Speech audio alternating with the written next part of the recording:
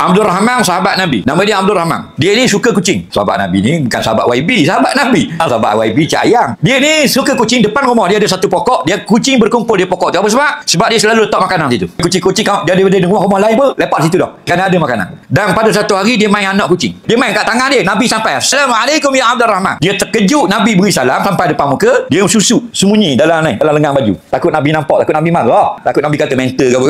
Masuk ni. Bila masuk dalam tangan ni kucing dia gerak. Mahala ya Abdul Rahman.